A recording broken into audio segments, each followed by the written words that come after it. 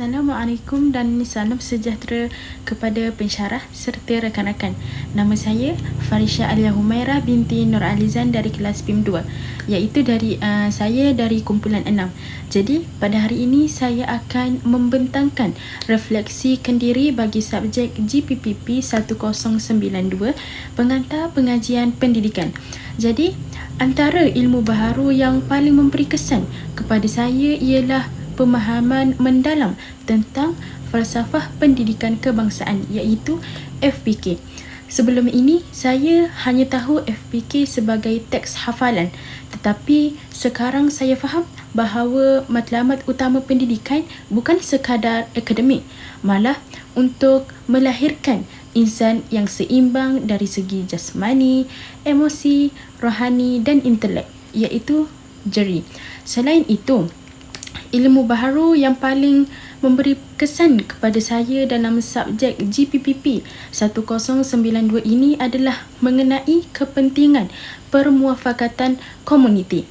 Saya mempelajari bahawa sekolah tidak boleh berdiri dengan sendiri dalam mendidik murid.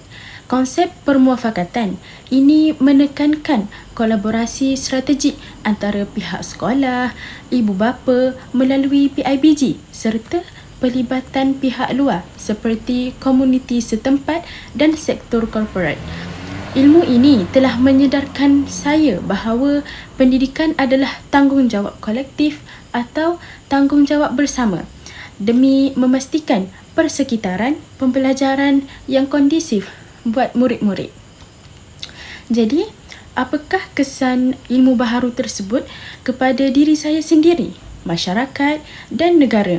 Kesan kepada diri sendiri ialah ilmu ini telah menyedarkan saya bahawa menjadi guru bukan sekadar mengajar subjek, tetapi kita memikul amanah untuk membentuk sahsiah pelajar. Saya kini lebih bermotivasi untuk melengkapkan diri dengan kemahiran pedagogi yang terkini. Seterusnya, kesan kepada masyarakat. Jadi, dengan memahami sistem pendidikan, saya dapat membantu komuniti untuk memahami tentang kepentingan pendidikan inklusif, di mana setiap kanak-kanak tanpa mengira latar belakang berhak mendapat peluang belajar yang sama. Dan akhir sekali, kesan kepada negara pula. Sebagai bakal pendidik, saya bertanggungjawab merealisasikan aspirasi negara dalam melahirkan modal insan yang berkelas dunia demi mencapai kemajuan Malaysia di peringkat global.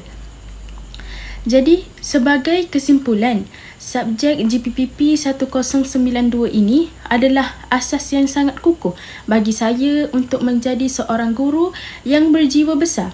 Saya berharap agar segala ilmu yang diperoleh dapat saya aplikasikan sepenuhnya di sekolah kelab. Sekian, terima kasih.